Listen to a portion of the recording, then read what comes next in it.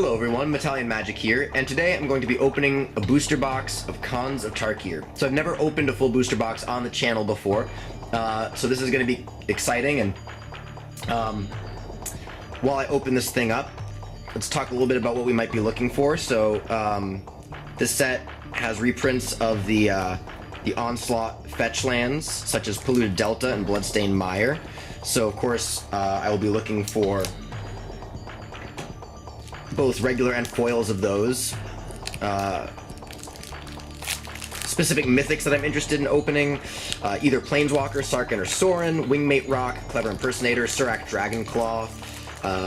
Those are some of the high-ticket mythics at the moment. So, here we go. We've got this, there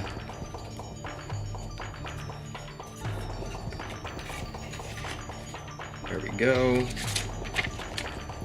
Nice little informational thing. Alright. Cons of Tarkir. So let me actually move the box out of the way for a moment now that you guys have seen that, and I'll start opening some packs.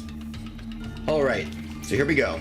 Oh, and for those of you that are wondering, because I know some people like to know like how rares and mythics and whatnot are distributed in the box, I'm gonna open these like 1, 2, 3 going from left to right, and then just go down to the next row. So I'm just gonna do the top 3 left to right, the next 3 left to right, the next 3, etc., going through the entire box in that order.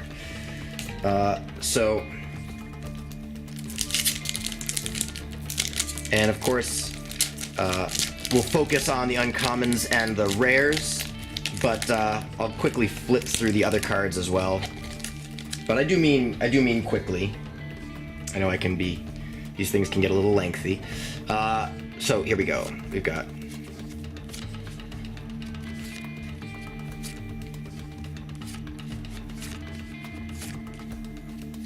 one reason that I'm flipping through the commons is that I do like to look at packs from the perspective of draft, and I know there are people out there that are interested in doing sort of like pack one pick one analyses. So for those people out there, you can kind of in the comments below talk about any of these packs that you find interesting, any of these packs where you have an interesting take on what you think the first pick would be for you. Here we've got our first uncommon Venerable Lamassu, Become Immense, Take Up Arms, and our first rare mythic, Ghostfire Blade. Cool, so this is kind of a plant card. It hints at there potentially being more colorless creatures in the block in the future. And of course this works well with morphs and limited, so that's pretty cool. And now we'll be moving on to pack 2. At the end of this video, by the way, I will recap the rares and mythics, as well as the foils that we get. So if you want just a recap of the cards that, if you're really interested in just the rares, mythics, and foils that I received in this box, and you want to use that as a barometer for what you might receive in a booster box, then skip ahead to the end, and I'll put the timestamp in the description below if you want to skip to that summary. Alright, so pack 2.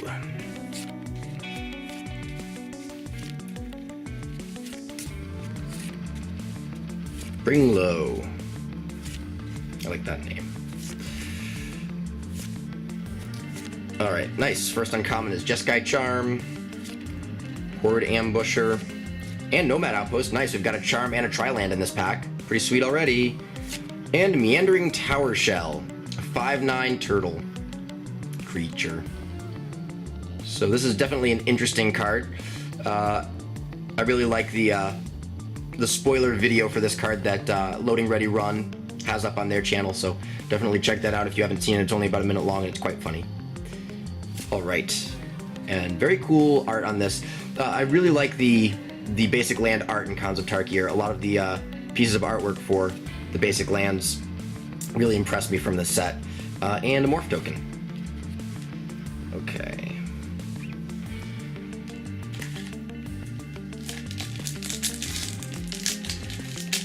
Moving on up to the yeast side. All right, here we go, pack 3.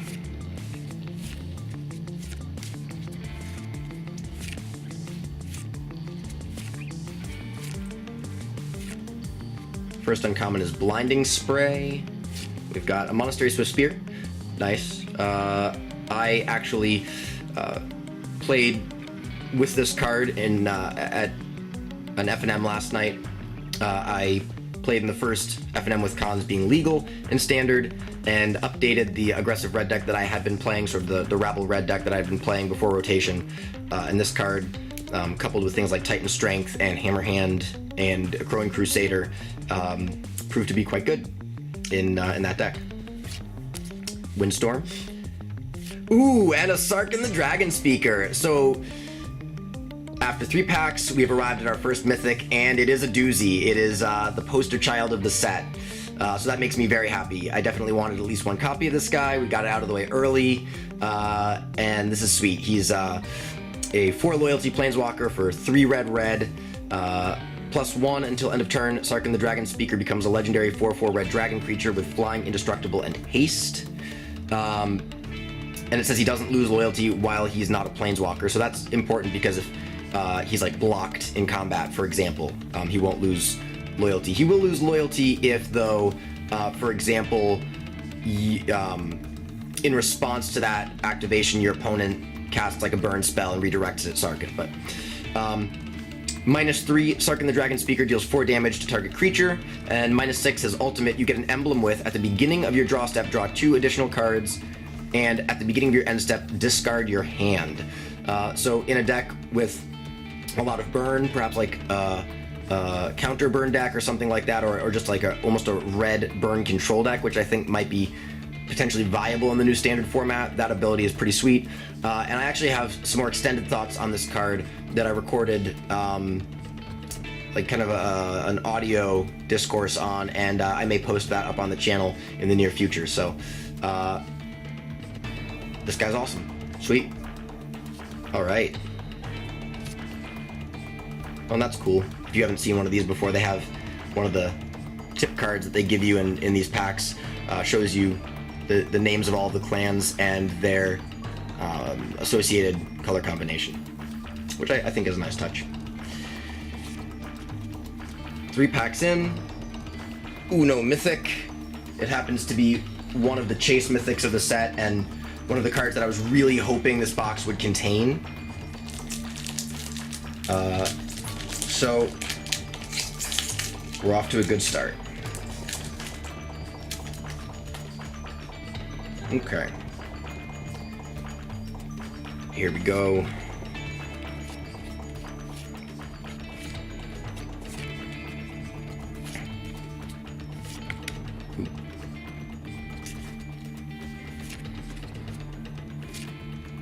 First uncommon is Mardu Blazebringer, then Teamer Charm, then Murderous Cut. Nice. This pack had some good uncommons too. All the charms are pretty sweet. This one I like probably the least for limited, but that being said, all the charms are pretty powerful. And this card is already seeing play. This was played against me in Standard last night, and Murderous Cut is a pretty powerful card. So. And Dig Through Time. Nice. I played against someone last night who was playing a Jeskai Ascendancy combo deck. And the deck was pretty crazy. It sought to combo off with Jeskai Ascendancy, like a Sylvan Caryatid with Dragon Mantle on it, and then Retraction Helix, followed by eventually a Burning Anger once. Basically the untap, add mana to your mana pool, bounce the Dragon Mantle, replay the Dragon Mantle, draw a card, etc., etc. That combo just kind of like happened until he found the Burning Anger. One of he had 2 copies of this card in the deck, and it worked very well. And he basically every time I saw him cast it, he paid 2 blue and delved for 6. So cool. And a foil, common, but Mardu Horde Chief. Very, very cool card in limited. I played this card one of the pre-releases that I went to and was pretty happy with it, so sweet. And a goblin token. I love the new goblin token art.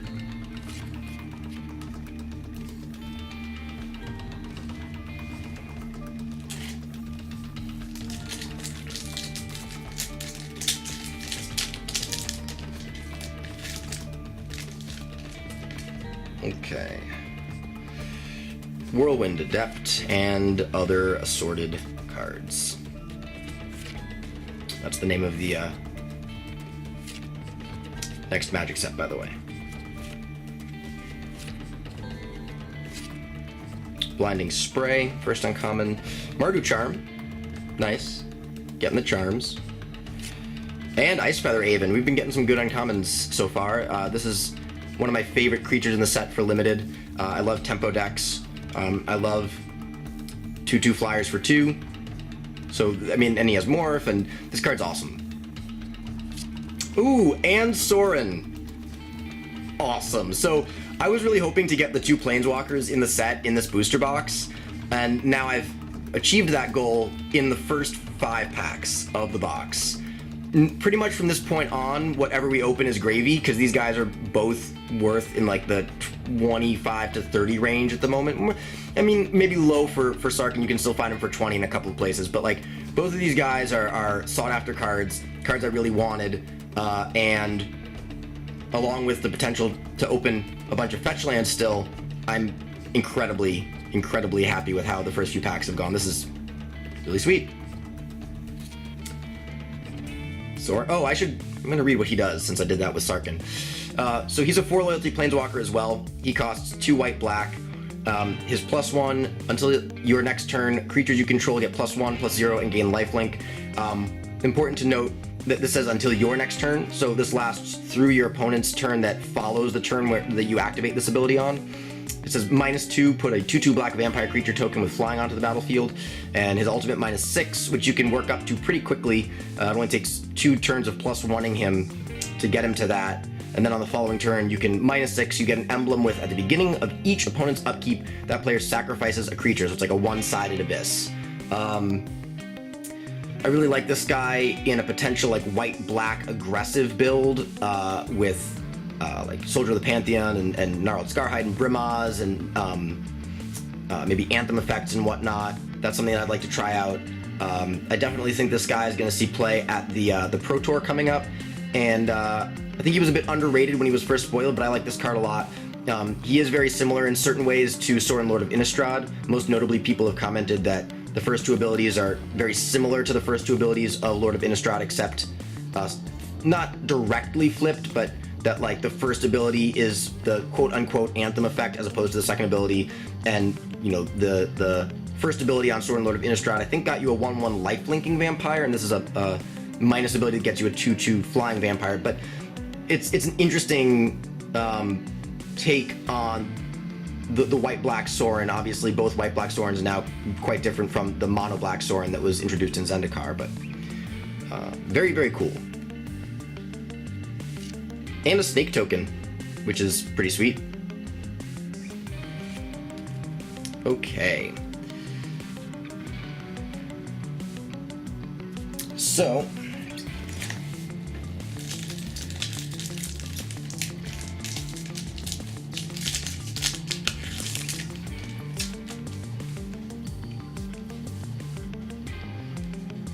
moving right along, as I realize that this video may end up being a bit longer than some booster box openings out there on the YouTube ether, but I would like to keep this from being excessively long.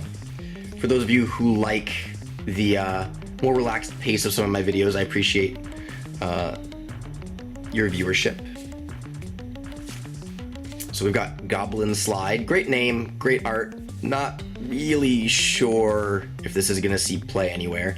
Certainly not in Limited, or certainly not something I want to be doing in Limited, but it remains to be seen if this can be used effectively in some sort of constructed deck. I certainly would think about putting this in like a goblin-themed EDH deck, but that's more because of the theme and the, like, you know, goblin-centric nature of that potential deck. Sultai Flare, really like this guy for Limited. Tomb of the Spirit Dragon. Really hate this card for limited.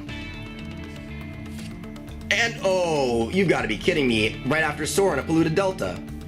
This is amazing. This is I mean, the only thing that'd be better than this is a foil Polluted Delta, but this is awesome. This is the blue-black fetch land. This was like an $100 card at one point, at least the Onslaught version. It dropped down a bit this past summer. I think there were some people who correctly anticipated, maybe with some slight insider information, the upcoming, at the time, reprint of the fetch lands, the Onslaught fetches, but this is certainly a card that a lot of people are now able to have access to, and this is really sweet.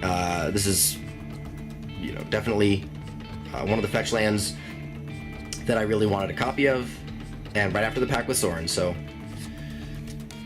we just keep going with the value in this box. Jeez.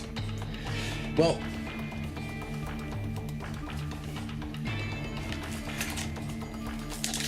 I'm glad that we got some of those cards out of the way early, because now, no matter what we no matter what we open,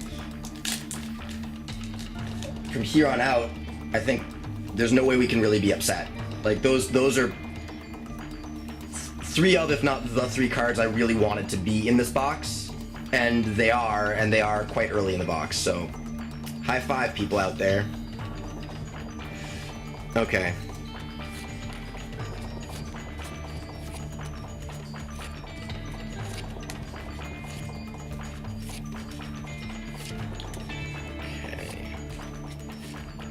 Hordling Outburst.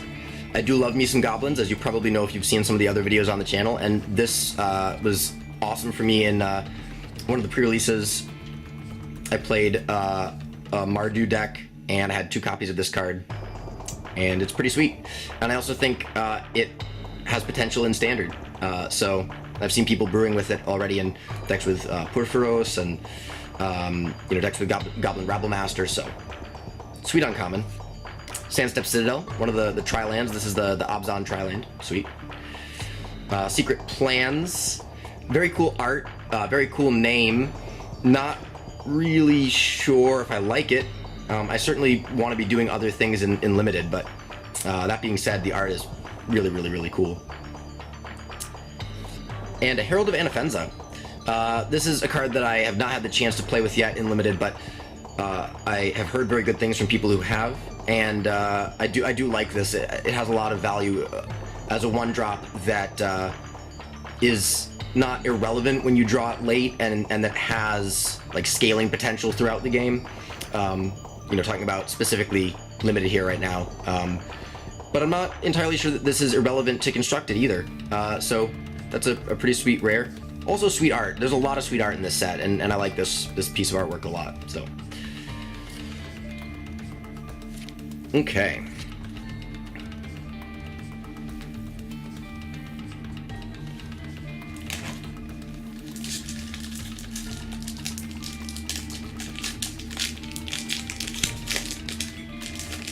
We have miles to go before we sleep. Ooh, I think, well, I don't know if that was a rare or an uncommon, but we may have a gold rare in this pack. Unless that was like one of the, second or third uncommons. Bloodfire Expert. Again, I love the art on this card. Just have to point that out. I really want a foil just for the art.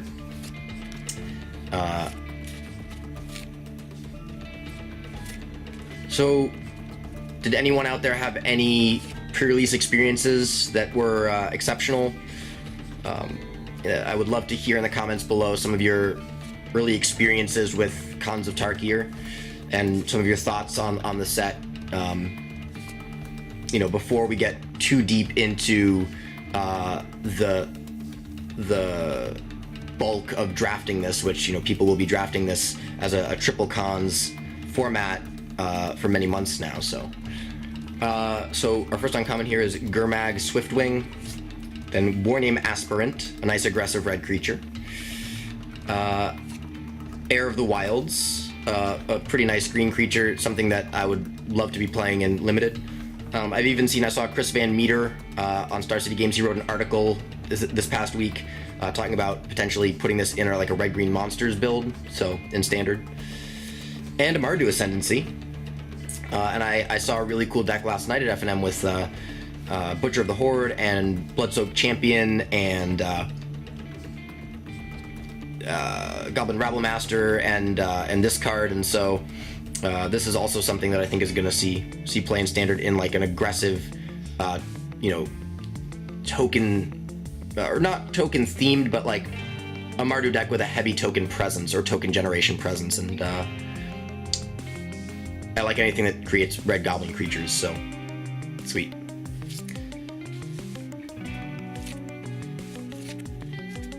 Okay.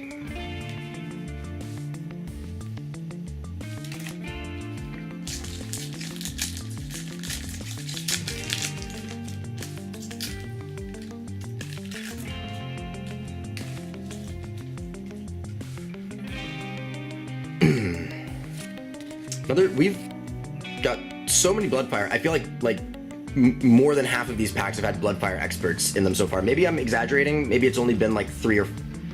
I know there have been at least 3 packs so far, but I just feel like we've seen that card a lot thus far. Maybe the art is like so striking for me that I just notice it in a particular way, but...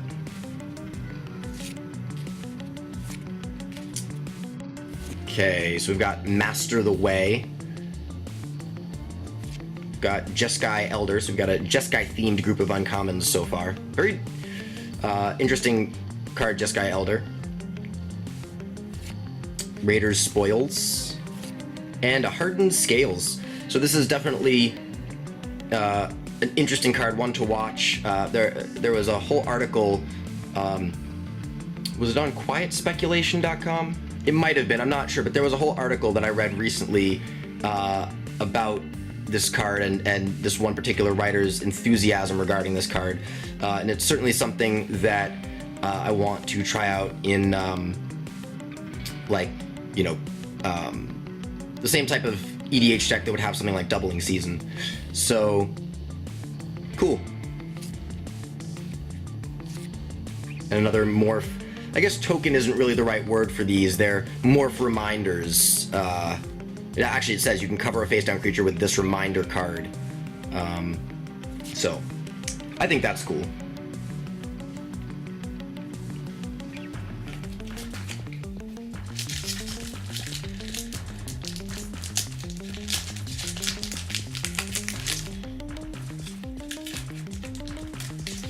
I will say that I really like this set so far. I have not drafted it yet, but I really like the art, the flavor.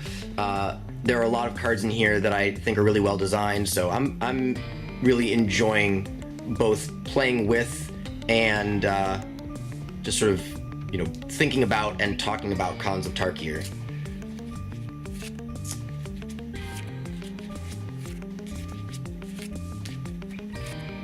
Okay.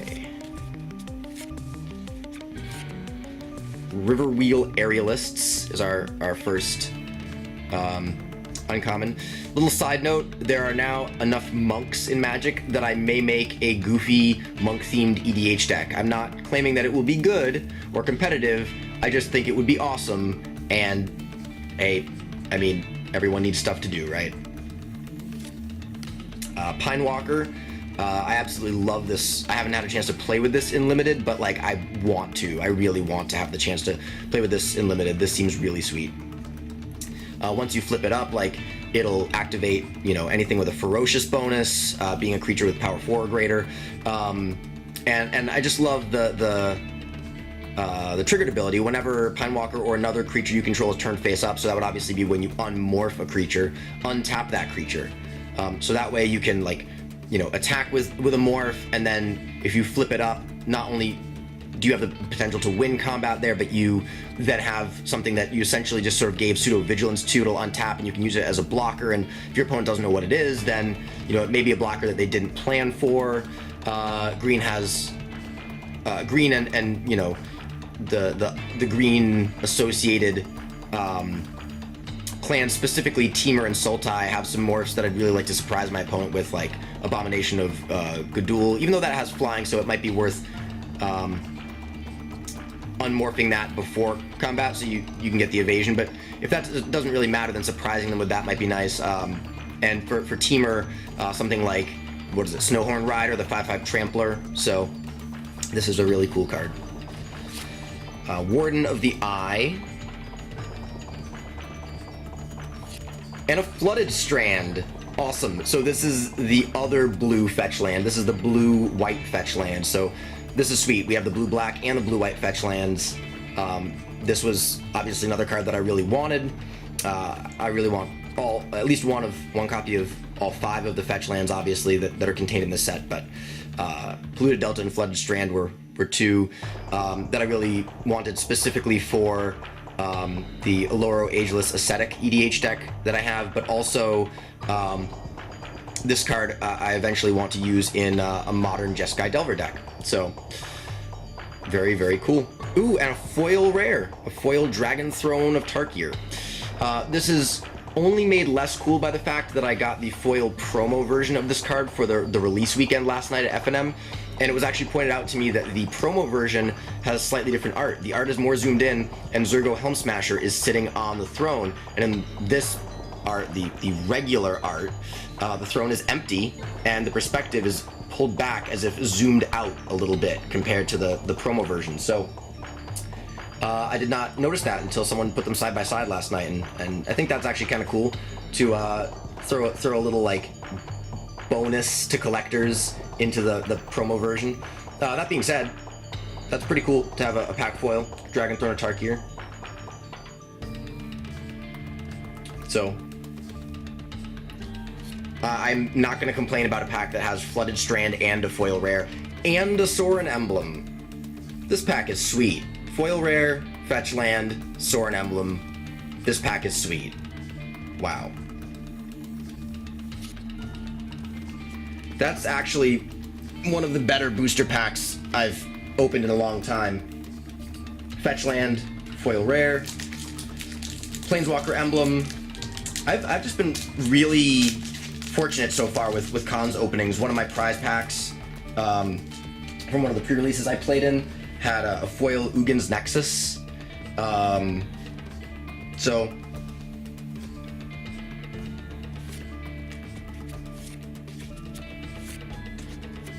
I hope those of you out there who acquired a box or multiple boxes of Cons have opened as fortuitously as I have so far. Let's see, Burnaway is our first uncommon, Cranial Archive, Horde Ambusher, and a Rakshasa Vizier. So there's a cycle in the set of 5 mana clan creatures that cost like 2, and then their clan colors. In this case, Sultai, black, green, blue. This is the Sultai, part of that cycle. 4/4. Whenever 1 or more cards are put into exile from your graveyard, put that many +1/+1 counters on Rakshasa Vizier. Obviously, that is meant to synergize with Delve. Okay.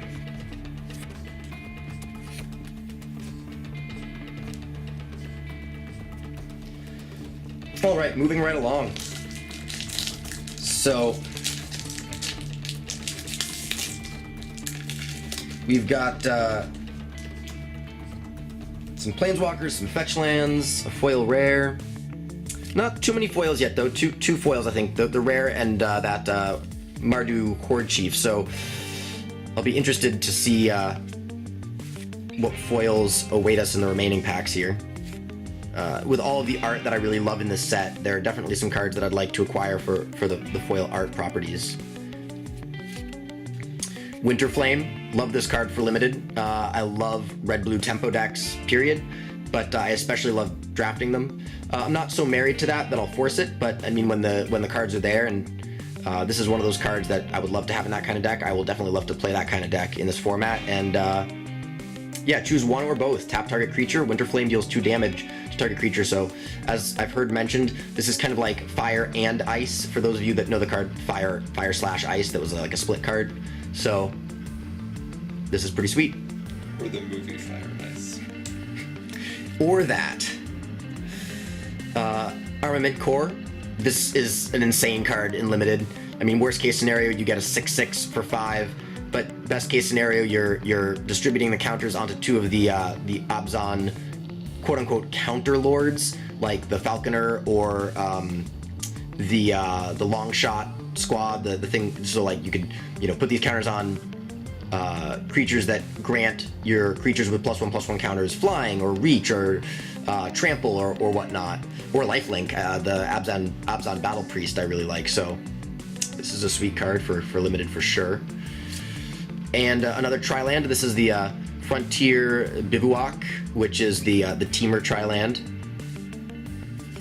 And another Mythic. We've got Sidisi, or Sidisi. I like saying Sidisi because it sounds like Khaleesi, and the Mardu horde specifically remind me of the Dothraki from Game of Thrones. But that being said, interestingly enough, I have already opened 2 copies of this card. I opened one in one of my pre-releases, and then I opened one in a prize pack that I received for one of my pre-releases. So I now have 3 of these. So if I ever build like a, if this becomes a thing in Standard, I have 3 of them. That being said, she is pretty sweet. I like this card. I'm kind of interested in potentially brewing an EDH deck around her. Even if I never build it, I love brewing EDH lists. This is a legendary creature, Naga Shaman, for 1 black, green, blue. It's a 3/3. Whenever, I'm going to say Sidisi. Sidisi, Brood Tyrant, enters the battlefield or attacks, put the top 3 cards of your library into your graveyard. Whenever 1 or more creature cards are put into your graveyard from your library, put a 2/2 black zombie creature token onto the battlefield. Important to note that you don't put as many black zombies onto the battlefield as creature cards that are put into your graveyard. So like if 3 creature cards are put into your graveyard from your library due to her first ability, you'll only get 1 zombie, but that's still pretty good. And her first ability obviously fuels things like Delve, like things like Whip of Erebos or Soul of Innistrad if we're talking about standard cards at the moment. So I could see a deck with her for sure. Maybe not as a 3 of. I don't know if I need 3 copies of this card, but here she is.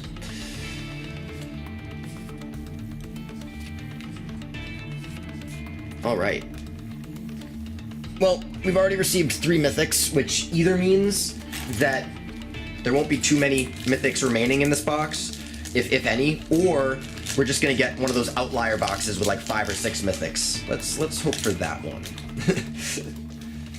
So, but there are still fetch lands to potentially open. There are still cool creatures to open. Creatures that I want, like Bloodsoaked Champion and Savage Knuckleblade and what's it called?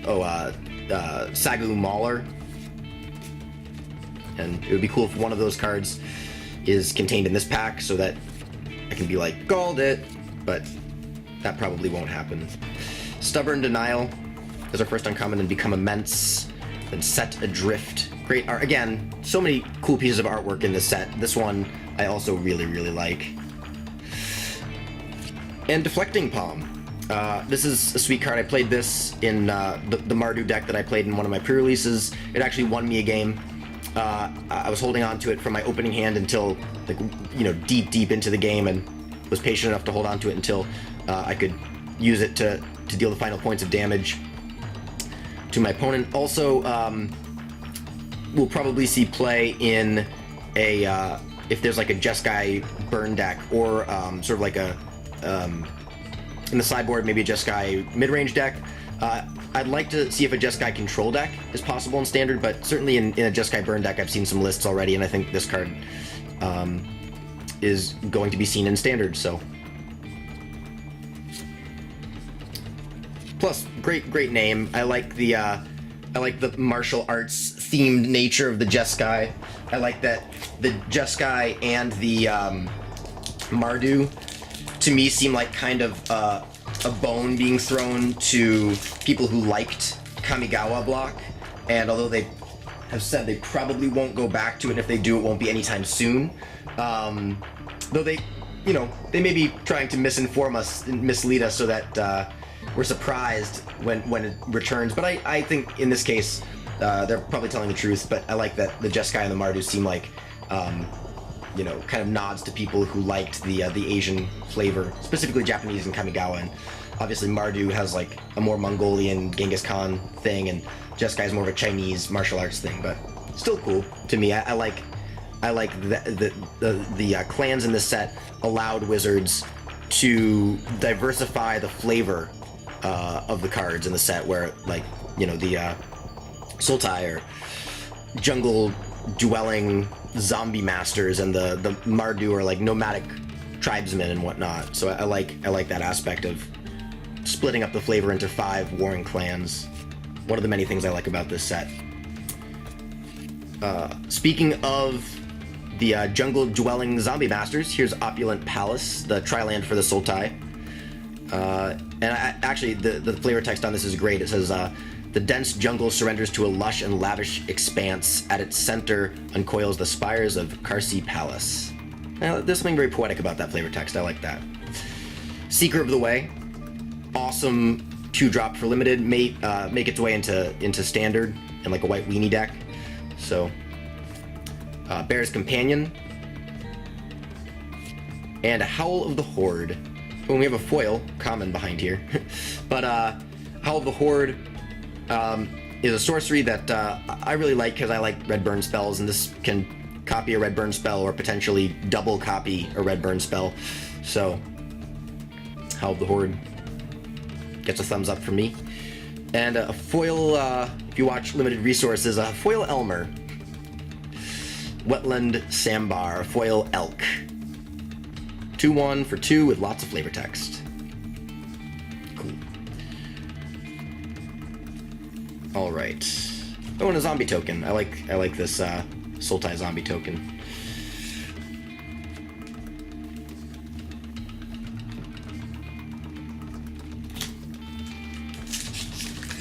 Moving right along.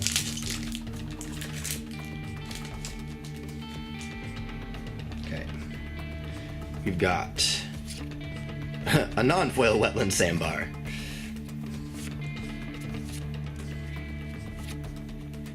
I love this name, Hooting Mandrills. It's a very good card for limited, but the name is also absurd.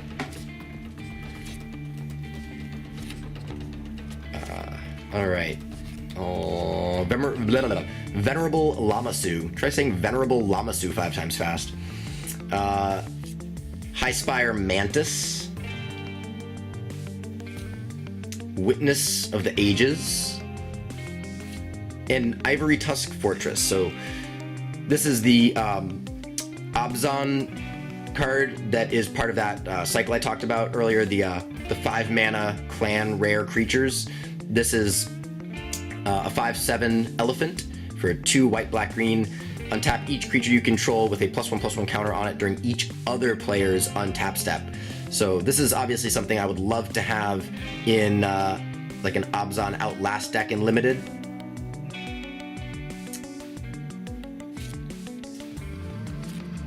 Another snake token. I'm not unhappy about receiving the Sorin Emblem, not at all, but I would very much like to receive at least one vampire token, you know, because Sorin makes 2/2 flying vampires, and this set does have 2/2 vampire tokens to go along with Sorin, so it'd be cool to get one or more of those. A non-zero number of those.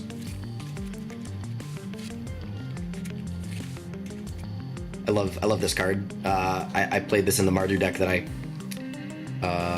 constructed at the second pre-release that I played in, and it was pretty sweet. I played against another Mardu deck, and at one point we had, like, between the two of us, we had created like something like 20 goblins. Like, I had 2 Hordeling Outbursts and this card.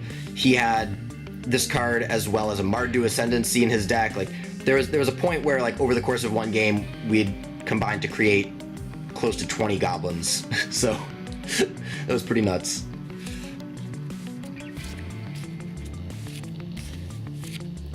Arc Lightning is our first uncommon. Nice. This is a reprint. It's been reprinted in supplemental product, but this is the first like standard legal reprint of this in a long time, since its original printing, I believe, in Urza's Saga, where it was a common. Now it's an uncommon, but I really like this card. I like the new art. So, I mean, if you know me, you know I like red burn spells. Sultai Flare, Mardu Rough Rider, just an absolute amazing curve topper for an aggressive Mardu deck in limited, and a Mind Swipe. Sweet. This is another card that I think would go in that Jeskai burn deck that I talked about when we opened Deflecting Palm. And the art's very cool. I actually saw a foil of this the other day, and the foil art looks amazing, as you might imagine, with the giant fiery claw encroaching on the, not really encroaching on the text box, but sort of like whipping out towards the front of the perspective of the painting. So this is a cool card.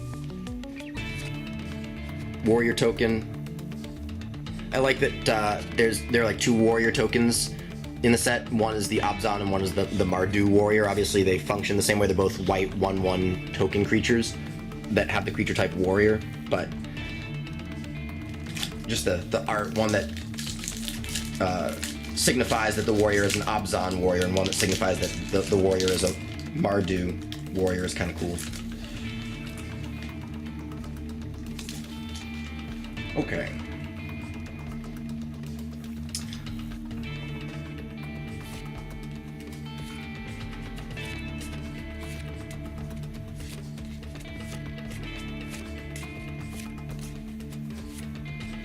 Our first uncommon is Abzan Battle Priest, which I talked about a little bit earlier when talking about the counter lords, as people have called them, the creatures that give each creature you control with a +1/+1 counter on it an ability. This one's really sweet. It gives each creature you control with a +1/+1 counter on it lifelink, and it outlasts for only 1 white. Many of the outlast creatures outlast for 2 or 3 mana, so being able to outlast this guy for only 1 mana is pretty sweet. I like this card a lot. I like the art a lot. Just in terms of limited, this is the type of 4-drop I would be ecstatic to play. We've got a Bellowing Saddle Brute, also a 4-drop that I'd be ecstatic to play in limited. A 4/5 for 4 that very rarely will actually cause you to lose 4 life. Raid I found is pretty easy to enable in an aggressive Mardu deck, or even like an Abzan deck where you put this guy.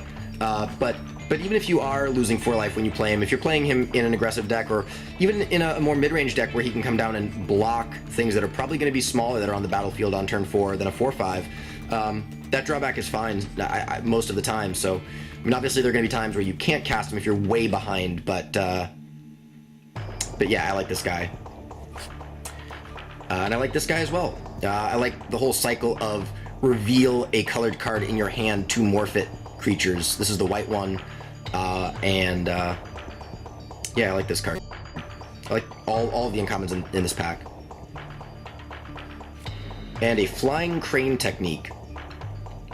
So this is one of the coolest martial arts flavored cards in the set from a flavor perspective. This can definitely be a blowout in limited. Untap all creatures you control, they gain flying and double strike until end of turn, and it's instant, so you can either use this before combat to give your creatures flying and double strike and just kind of overrun, give your creatures evasion and the ability to hit really hard, and you're probably going to win the game there, or you can use this after you've declared attackers to give them double strike and untap them, so you can still use them as blockers on your opponent's turn, or you can actually, because it's an instant, use this to surprise block. Untap your creatures at instant speed, and then block pretty much anything out they've gained flying, and pretty much beat most things since they've gained double strike. So this is like Blowout City Unlimited. That being said, 6 mana for a card like that is a lot in Constructed, even if the effect is very powerful. But I expect that to be a card that a lot of people won't see coming and will lose to in games of Limited.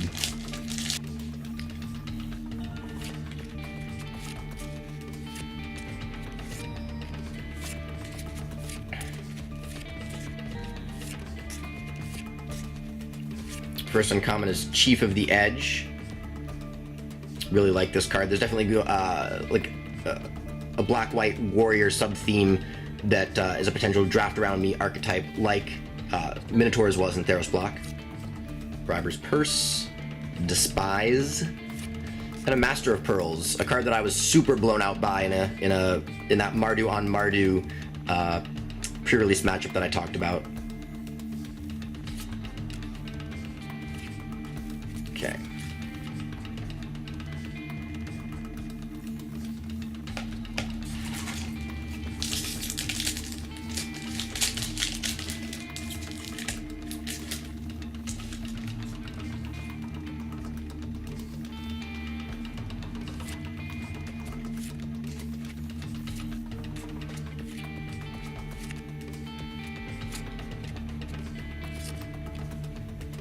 Tusked Colossadon, great name.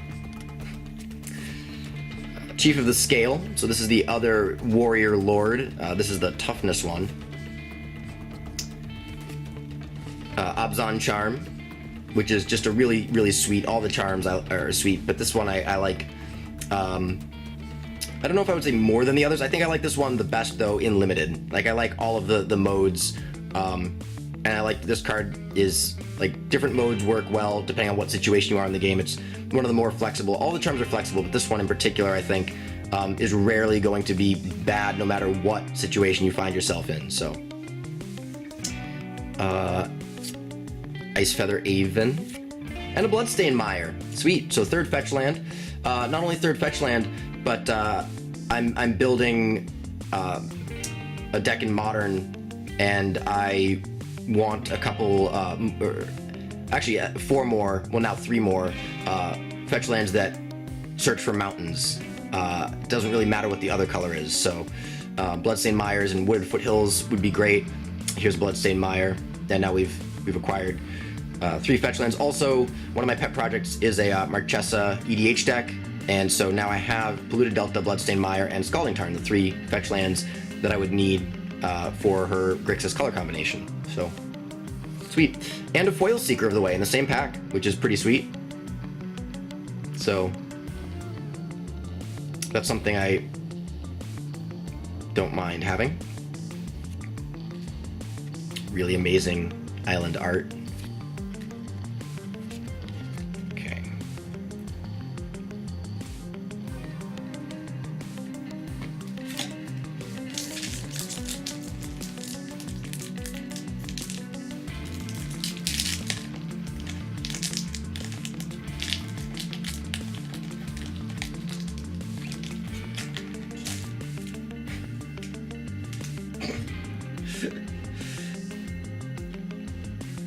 Pack opening shenanigans off camera. Okay. Cancel. Is this the first cancel that we've seen in all of these packs? I think it is. I mean, this is a large set, but at this point we've seen many copies of certain commons. So our first uncommon is Murek Nightblade. This is the Death Touch counter lord. Also, like the Abzan Battle Priest, Outlast for only 1 mana. Take Up Arms, Heart Piercer Bow, and Dragon Style Twins. This card in limited, this is a cool card flavor-wise. I also was blown out by this card and dealt 17 damage from a Dragon Style Twins that was made a 10-4, or like a, yeah. Or 10, I don't know what its toughness was, but it had 10 power. I blocked with something that was like a 3/3, so I ended up taking 17. And if I hadn't blocked, I would have just been dead. And I didn't know I was gonna. I mean, I blocked expecting my opponent to have a trick, but double strike and prowess combined is pretty sweet on a 3/3 already. Okay.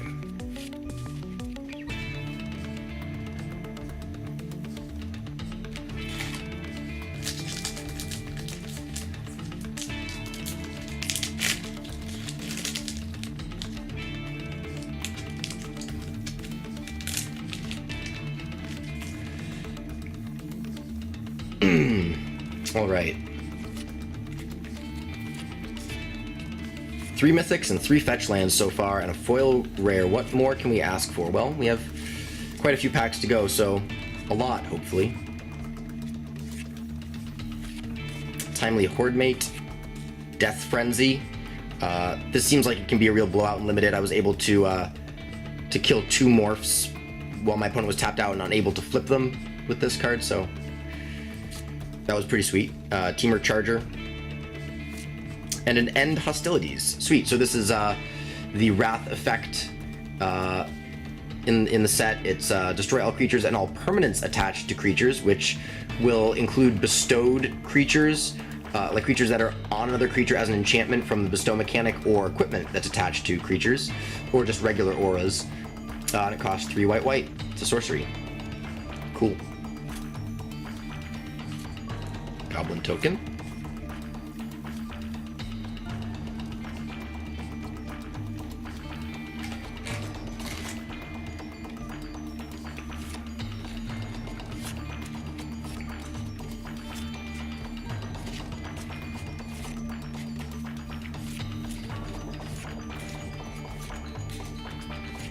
Our first uncommon is a Burn Away. Jeskai Charm. Cool. Tomb of the Spirit Dragon. And a Grim Peruspex. So this is a pretty cool card. This is a card that if I at some point play like a mono black aggro deck in Standard, I would look at putting probably in the sideboard against control or like removal heavy decks, but the art's also ridiculously creepy. Those are brains. Oh, and a Sarkhan emblem. Well, actually, more accurately, that is a brain.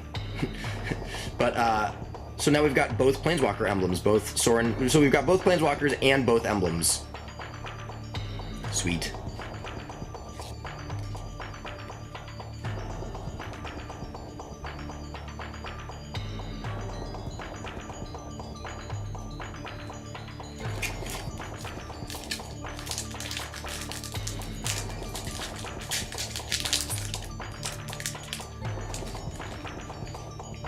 Okay. So much booster, so pack.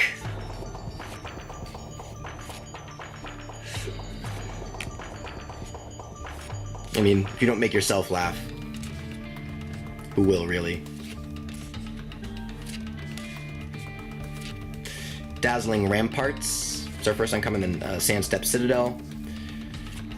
Suspension Field. Pretty cool. And, ooh, and another Mythic, a Hooded Hydra. So, definitely a very cool morph creature. A card that I didn't have until now. So, a card that seems pretty nuts in EDH/Commander, for those of you who know it by that name. And it's a Snake Hydra. I'm not sure if there have ever been any creature-snake Hydras. To the best of my knowledge, this is the first Snake Hydra in Magic. If I'm wrong, please let me know. But that's pretty sweet. 4th Mythic of the box. Nice.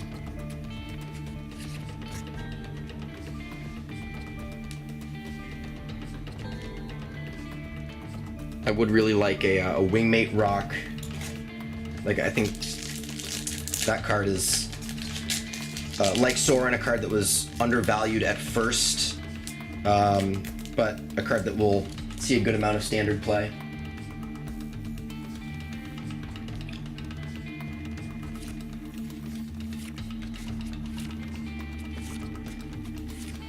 I would also like one of the 3/4 Flying Bird tokens, because like the Wingmate Rock can make a token, and let's see if we get one of those.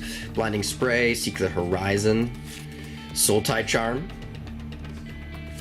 a Rattleclaw Mystic. Nice. This is a cool card. It unmorphs for colorless mana, which is pretty rare. Not sure how many other creatures do that, but not many, if any.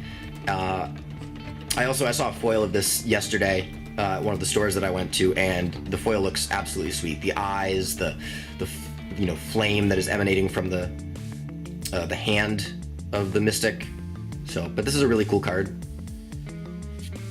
And a foil Shatter. A card that's been reprinted many times throughout Magic's history. Very straightforward, 1 in a red, instant destroy target artifact. But, yep, there's a foil shatter. And a goblin. I will never complain about goblin tokens, though I do want the bird and the vampire tokens still.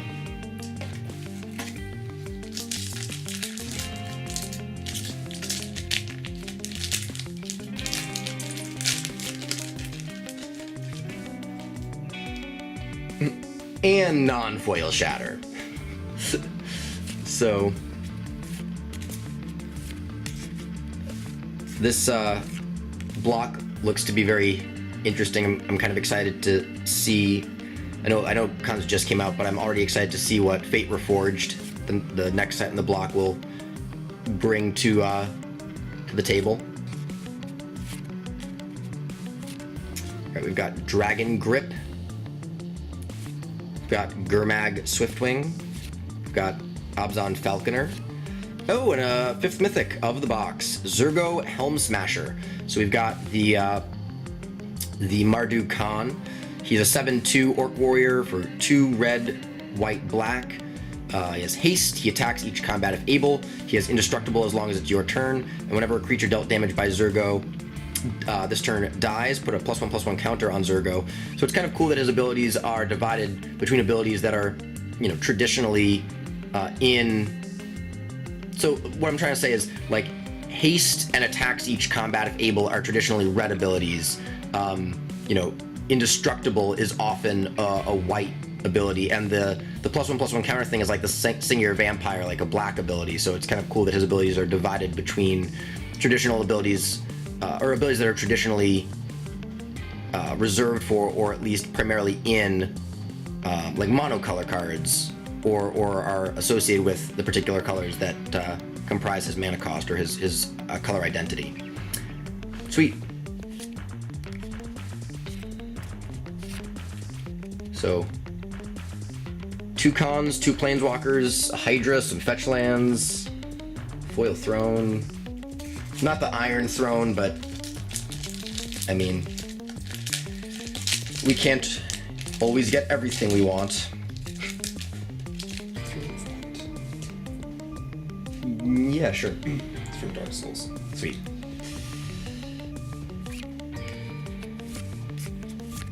All right. We are now on the uncommons. Incremental Growth, Dragon's Eye Savants, Sultai Soothsayer. This card seems very, very good and limited. I would, yeah. I mean, I was gonna say I would like it to be a 3/5, but that's probably asking too much. Another Polluted Delta. Awesome sauce. And I never say that, by the way, I hate that phrase. But in this case, I'm willing to hate myself for a moment. Sweet. I'm trying to maintain a certain level of dry humor for this video, but inside I'm actually, like, my inner child is kind of doing a little dance right now. Second Polluted Delta is pretty sweet.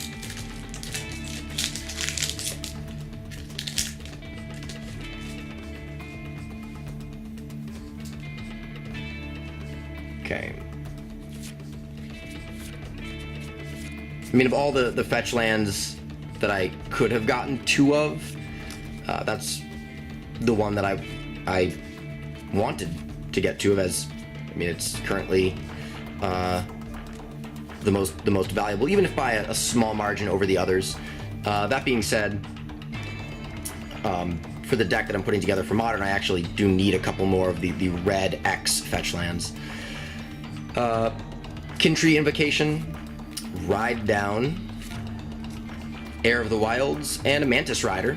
Sweet, this is a card I was hoping to get out of this box. I like this card a lot. I liked Lightning Angel back in the day, and this is basically, it's not the same card, but I mean, it's very similar. Obviously, it has a different creature type, and it costs 1 less mana. Lightning Angel cost blue, red, white, and a colorless for a 3/4. This is blue, red, white for a 3/3 with Flying, Vigilance, Haste. Both creatures have those abilities, so this is pretty sweet. Probably will go in that Just Guy burn deck that I talked about as In many ways, this functions like a repeatable burn spell. Sure, it can be blocked and removed and whatnot, but it can always be sideboarded out in bad matchups.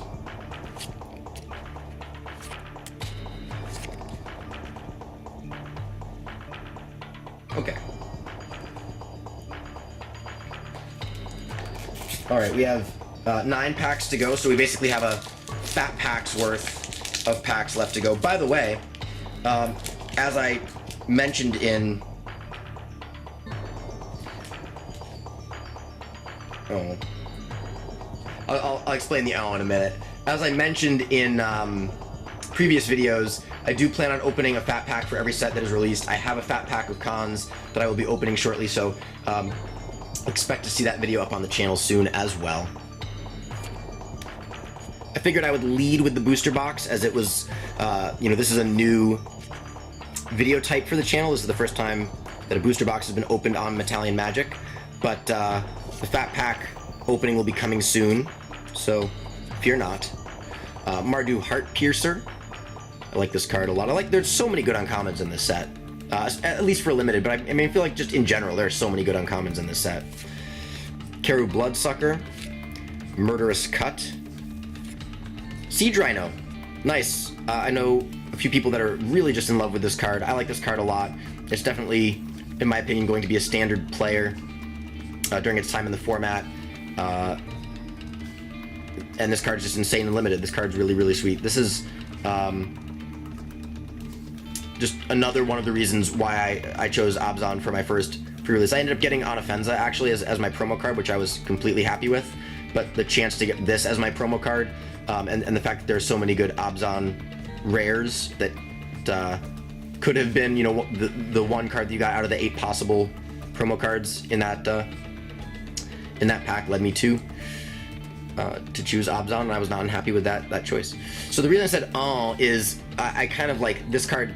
A few cards slipped when I opened this pack, and I saw the corner, and I thought it might be a foil Wooded Foothills. It's a foil Rugged Highlands, which is still sweet, and the art on this is really, really cool. I like how the snow reflects, but a foil Wooded Foothills would have been absolutely nuts. Still,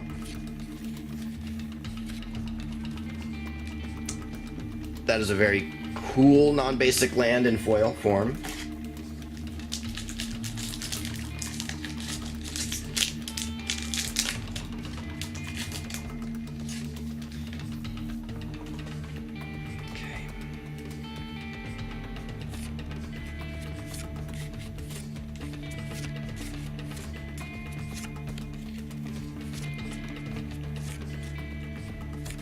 Okay, we've got Brave the Sands, Roar of Challenge.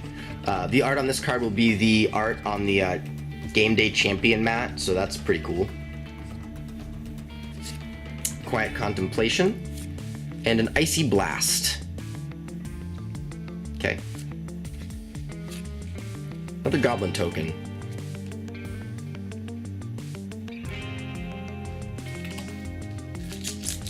Muchas goblins?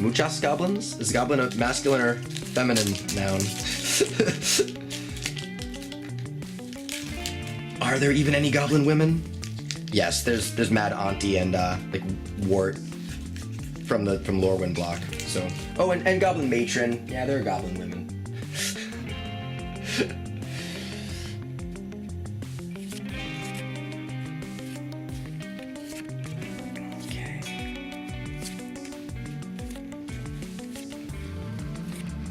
We're nearing the end. Thank you for staying with me thus far, those of you who have. Scion of Glaciers, Mystic Monastery, the Jeskai Triland, Tusk Guard Captain, the Counter Lord that grants Trample.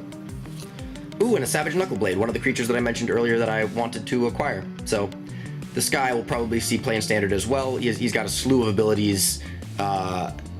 He protects himself. He can start beating down when you play him out after, protecting him by returning him to your hand. He can potentially attack. So like if you have a mana accelerant, you can get him out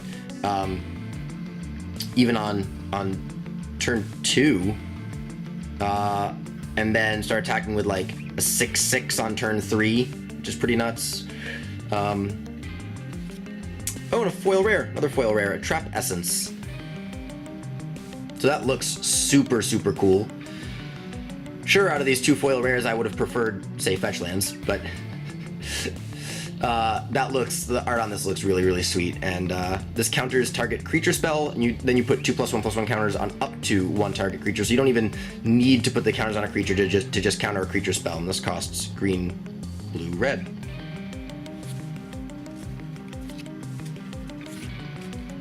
Okay.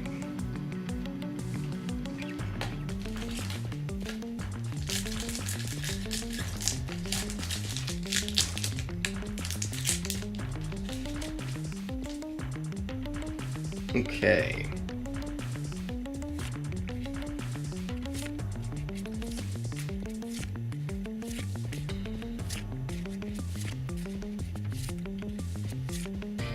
First uncommon is a Stubborn Denial, then a Murek Nightblade, a Watcher of the Roost, and a Temur Ascendancy. So I like this a lot because it reminds me of Fires of Yavimaya, a card from back in the day that I really, really liked when I was first learning to play Magic. Like Fires, this gives creatures you control haste. Like Fires, it costs 3, except it costs red, green, blue instead of red, green, colorless. And its second ability is different. Whenever a creature with power 4 or greater enters the battlefield under your control, you may draw a card, as opposed to Fires, where you could sacrifice it to pump a creature. So this is pretty sweet. Ooh, and a foil Mardu Charm. That's really cool. I think the foil charms the art is beautiful on all of them from what I've seen, and that's really, really sweet. I'm very happy to acquire a foil charm. Nice.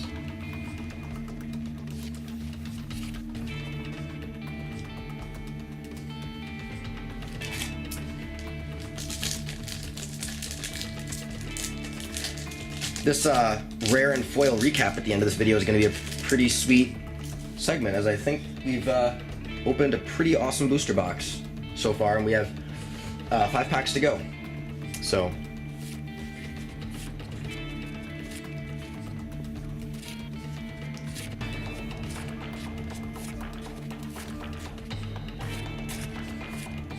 Temur Charm, Warname Aspirant, Warden of the Eye, and a Sagu Mauler. So this was one of the other cards I mentioned earlier when I mentioned some creatures that I was looking to open and acquire. This is, along with Savage Knuckleblade, one of the ones that I mentioned. This guy's a 6/6 for 4 green blue. He has trample, hexproof, and you can morph him for 3 green blue. And this guy is really cool. I like the art a lot as well. He's a beast, literally.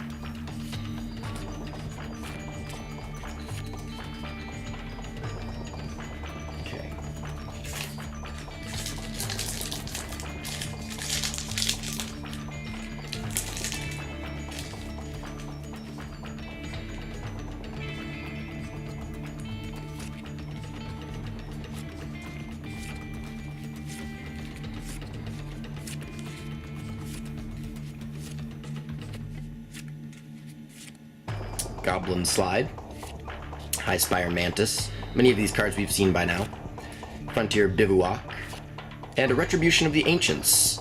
So I already had one of these, so I don't really need 2, but I will say that I'm excited to put this into the Marchesa EDH deck that I'm building. That deck seeks to put, tons and tons of 1/1 counters on my creatures, and being able to pay 1 black and remove X 1/1 counters from among creatures I control to give a creature -X/-X. Like, I can remove 1/1 counters from multiple creatures in any amount that I can distribute the removal in any way that I want of counters, and giving something -X/-X gets around indestructible, and this is sweet in that deck.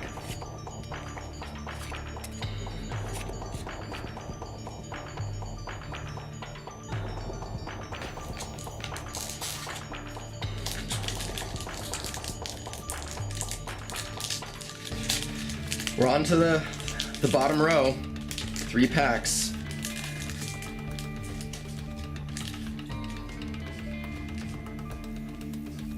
Okay. What more can we hope for? Well, this box has been pretty good. And by pretty good, I mean I'm super, super happy with it. But I wouldn't presume to know what's about to come. So we've got Chief of the Edge, Pine Walker, Dead Drop. I don't think we've seen this one yet. And a Sultai Ascendancy. So we've, over the course of the last portion of this box, added a couple of the Ascendancies to our collection here. Or, I mean, I say our, but I include you in my collection. So, not really though, please don't take my cards.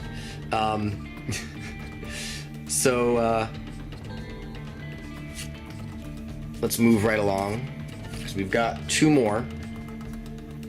And then a bit of a recap to do, and then I will bid you adieu until the next time our paths cross, which may or may not be the opening of a fat pack.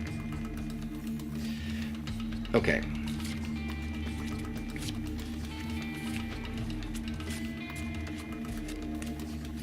So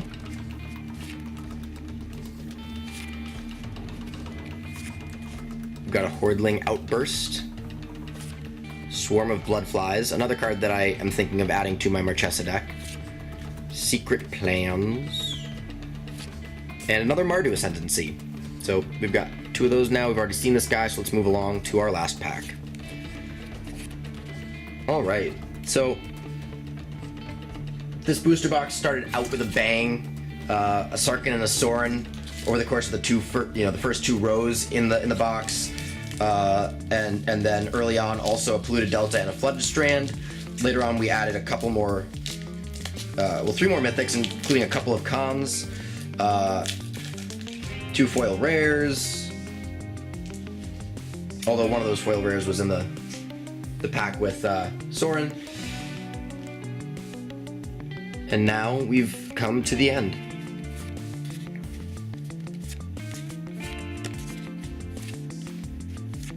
So you've got Chief of the Scale, Opulent Palace, Witness of the Ages, and our last rare is Crater's Claws. This is a cool X spell. It is a sorcery and not an instant, but pretty cool nonetheless. Alright, so that rounds out our Cons of Tarkir booster box.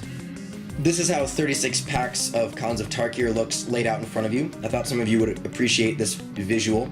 And now let's move on to our rare, mythic, and foil recap. Alright, so we're back now for our foil, rare, and mythic recap. So first, our non-rare foils. 8 foils were in this box, but which is pretty much exactly the average. One foil out of every 67 cards comes out to about 8 per box. This box did have exactly 8. So there were 2 uncommon foils, 4 common foils, and 2 rare foils.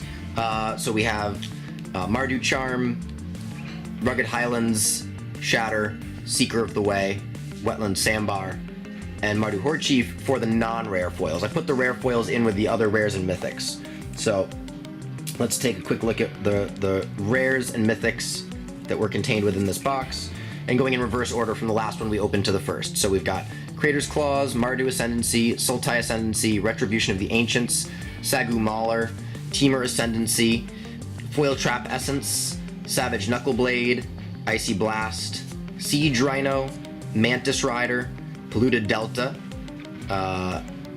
Zergo Helm Smasher, Rattleclaw Mystic, Hooded Hydra, Grim Haruspex, End Hostilities, Dragon-Style Twins, Bloodstained Mire, Master of Pearls, Flying Crane Technique, Mind Swipe, Ivory Tusk Fortress, Howl of the Horde, Deflecting Palm, Sidisi Brood Tyrant, Rakshasa Vizier, Flooded Strand, a Dragon Throne of Tarkir, Hardened Scale, that's a foil by the way, the Dragon Throne of Tarkir, Hardened Scales, another Mardu Ascendancy, Herald of Anafenza, another Polluted Delta, Sorin Solemn Visitor, Dig Through Time, a Sarkhan the Dragon Speaker, a Meandering Tower Shell, and a Ghostfire Blade. So this box was pretty sweet. 5 mythics, 2 foil rares, 8 foils total, and 4 fetch lands. All in all, this was a really exciting first box to open up for the channel. I will do these occasionally. I admit that I enjoy the Fat Pack presentation a little bit better for video format, but if you guys really liked this, I mean, I'm sure many of you will like this just because of the cards that I opened, but please let me know what you thought in the comments below, and may you open many similarly awesome Cons of Tarkir booster boxes. Until next time, this is Italian Magic signing out.